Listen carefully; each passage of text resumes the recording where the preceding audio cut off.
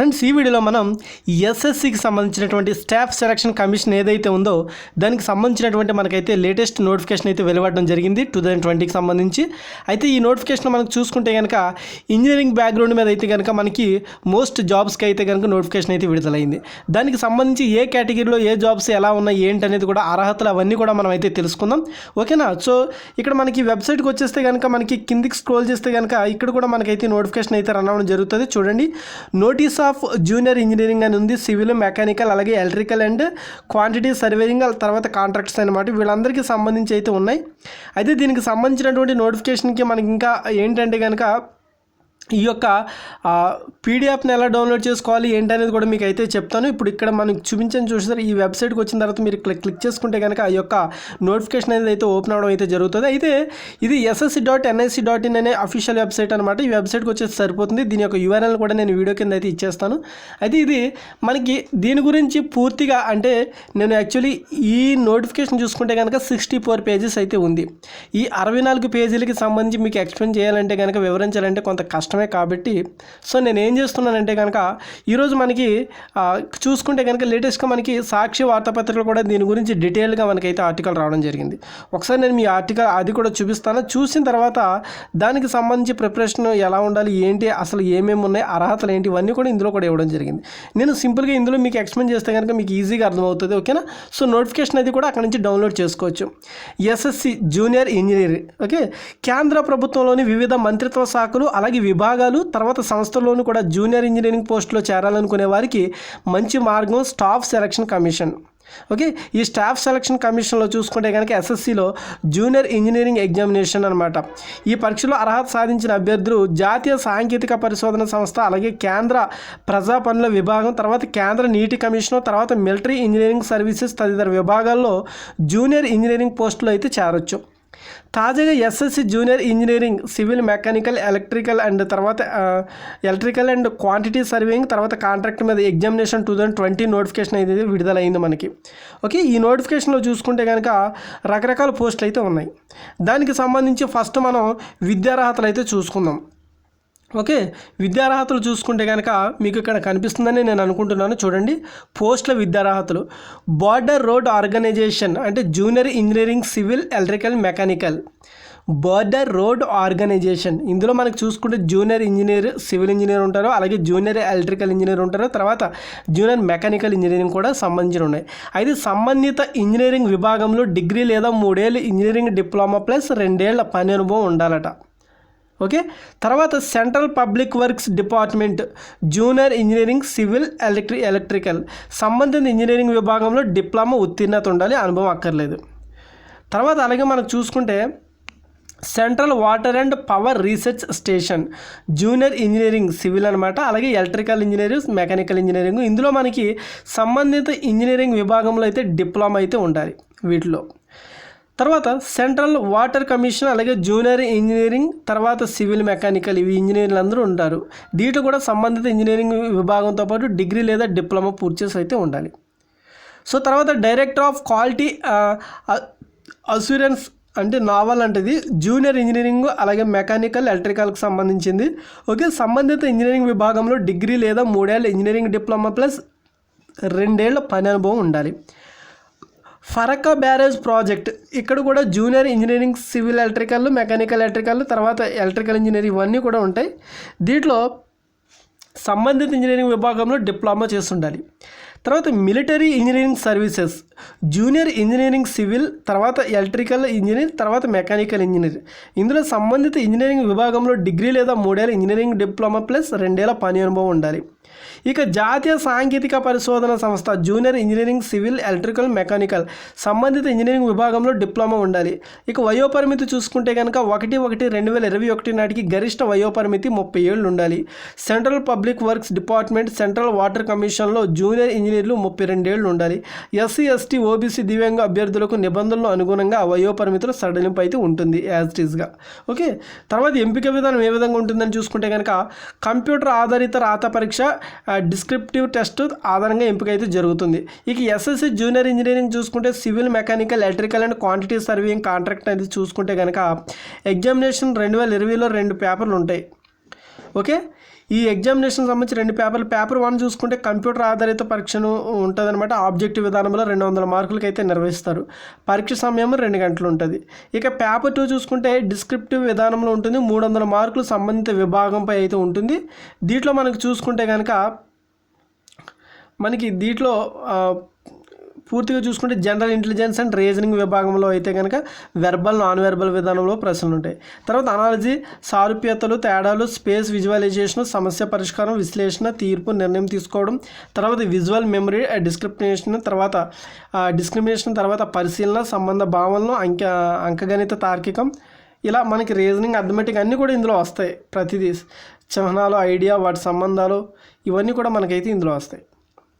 అయితే ఇక మనకు చూసుకుంటే కనుక పేపర్ 1లో చూసుకుంటే ఆబ్జెక్టివ్ విధానం ఏ విధంగా ఉంటుంది చూసుకుంటే కనుక ప్రశ్నపత్రం ఆబ్జెక్టివ్ తరహాలో ఉంటుంది.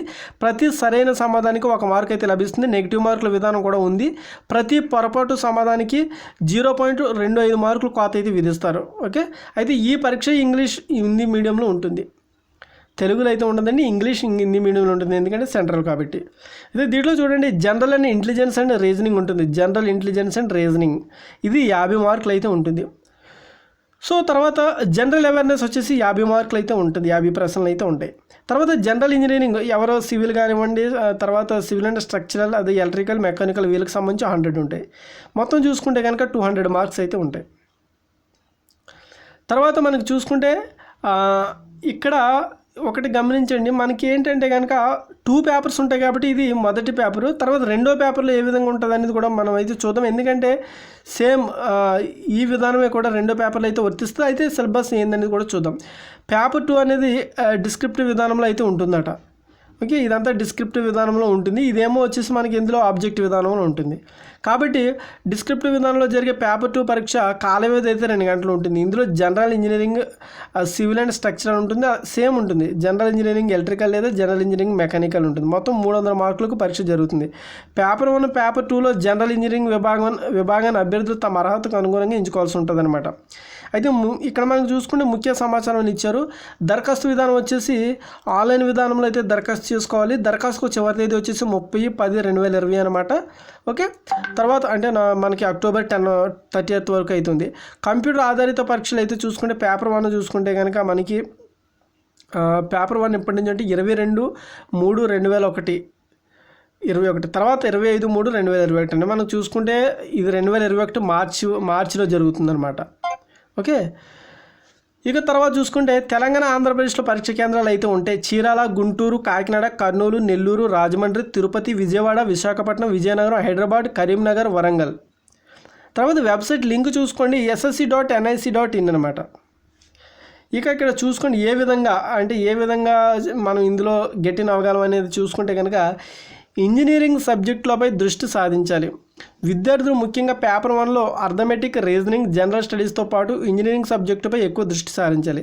ఇక జూనియర్ ఇంజనీరింగ్ పోస్టులకు బీటెక్ స్థాయి సిలబస్ను పేర్కొన్నప్పటికీ డిప్లొమా స్థాయి అంశాలపై పూర్తి పట్టు సాధిస్తే పేపర్ 1లో సులభంగా అర్హత సాధించవచ్చు. అయితే సిలబస్లోని అంశాలను విశ్లేషించుకునే ప్రిపరేషన్ కొనసాగించాలి. ఇక అర్థమెటిక్, రీజనింగ్ అంశాలకు బ్యాంకింగ్ పరీక్ష స్థాయిలో సన్నద్ధం అవ్వాల్సి ఉంటుంది. అంటే మెయిన్ ఇందులో అర్థమెటిక్, రీజనింగ్ అనేది మనకు ఫస్ట్ పేపర్లో చూసుకుంటే కనుక దీంట్లో కొంత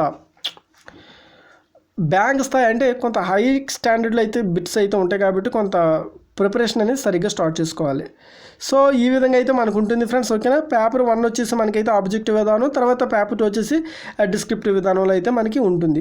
సో ఈ విధంగా అయితే మనకైతే ఎస్ఎస్సికి సంబంధించి అంటే ఎన్ని పోస్టులు అనేది అయితే మనకు క్లారిటీగా ఇవ్వలేదండి, అటు నోటిఫికేషన్ కూడా ఇవ్వలేదు.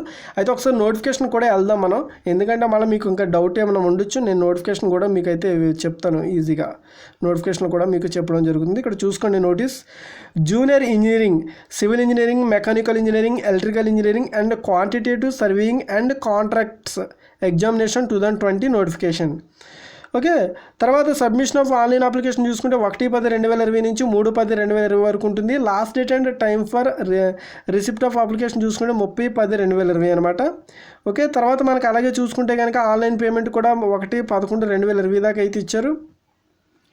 సో ఈ డేట్ ఆఫ్ పేపర్ 2 ఎగ్జామ్ ఎప్పుడు ఉంటుందంటే కనుక మనకి ఇంకా దానికి సంబంధించి ఎగ్జామ్ డేట్ అయితే నోటిఫై చేయలేదు, కానీ పేపర్ 1కి సంబంధించి 2020లో మార్చిలో అయితే ఉంటుంది. 22 నుంచి 25 వరకు అయితే ఉంటుంది. ఓకే, ఇక పోస్టులు చూసుకోండి. ఇక ఆర్గనైజేషన్, ఏ ఆర్గనైజేషన్ నుంచి ఏమున్నాయి. బార్డర్ రోడ్ ఆర్గనైజేషన్ BRO నుంచి చూసుకుంటే జూనియర్ ఇంజనీర్లు ఉన్నారనమాట సివిల్. అలాగే బార్డర్ రోడ్ ఆర్గనైజేషన్ BRO తర్వాత junior engineering and electrical mechanical ఇంజనీర్లు ఉన్నారు. తర్వాత central public works department CPWD junior ఇంజనీరింగ్లో సివిల్ ఉన్నారు. తర్వాత సెంట్రల్ పబ్లిక్ వర్క్స్ డిపార్ట్మెంట్, ఇందులోనే మళ్ళీ మనకి జూనియర్ ఎలక్ట్రికల్ ఇంజనీర్ ఉన్నారు. తర్వాత central water and power research station చూసుకుంటే కనుక సివిల్ జూనియర్ ఇంజనీర్ ఉన్నారు. తర్వాత central water and power research station చూసుకుంటే ఇందులో మనకి జూనియర్ ఇంజనీర్లు ఎలక్ట్రికల్ అండ్ మెకానికల్ నుంచి కూడా ఉన్నారు. తర్వాత చూసుకుంటే సెంట్రల్ వాటర్ కమిషన్లో చూసుకుంటే సివిల్ జూనియర్ ఇంజనీర్ ఉన్నారు. తర్వాత సెంట్రల్ వాటర్ కమిషన్ చూసుకుంటే జూనియర్ ఇంజనీరింగ్ మెకానికల్ ఉన్నారు. డైరెక్టరేట్ ఆఫ్ క్వాలిటీ అష్యూరెన్స్ చూసుకుంటే కనుక నావల్ జూనియర్ ఇంజనీరింగ్ ఉన్నారు మెకానికల్ నుంచి. Directorate of quality and assurance naval అనమాట, దీంట్లో కూడా ఇంజనీరింగ్ ఉన్నారు ఎలక్ట్రికల్ అనమాట. ఓకే, ఫరక్కా బ్యారేజ్ ప్రాజెక్ట్ అనమాట, ఇది జూనియర్ ఇంజనీర్ సివిల్ ఇంజనీరు. తర్వాత ఫరక్కా బ్యారేజ్ ప్రాజెక్ట్, ఇందులో ఎలక్ట్రికల్ ఇంజనీర్ జూనియర్ ఇంజనీర్ కూడా ఉన్నారు. సో ఈ విధంగా మనకైతే ఉన్నాయి. తర్వాత చూసుకుంటే ఇక్కడ మనకి 19 వరకు ఉన్నాయన్నమాట, 19 కేటగిరీ వరకు అయితే ఉన్నాయి. Vacancies will be determined in due course. Update vacancy position will be uploaded on the website of the commission. అంటే మనకి ఇంకప్పుడు అప్డేట్ చేస్తామని చెప్తున్నారు దాన్ని బట్టి కూడా. తర్వాత ఇక చూసుకుంటే కనుక ఇందులో మనకి రిజర్వేషన్ అనేది కూడా ఏ విధంగా అప్లై చేసుకోవాలి ఏంటి అనేది కూడా నేనైతే అందరికీ చెప్పడం జరిగింది. ఇక 30 years అయితే మ్యాక్సిమం ఇచ్చారు. తర్వాత రిలాక్సేషన్ రిజర్వేషన్ తగ్గట్టుగా ఉంటుంది. SC ST వాళ్ళకి BC వాళ్ళకి వాళ్ళ తగ్గట్టుగా అయితే రిజర్వేషన్ అయితే ఉంటుంది. దాంట్లో కూడా సడలింపు అయితే ఉంటుంది.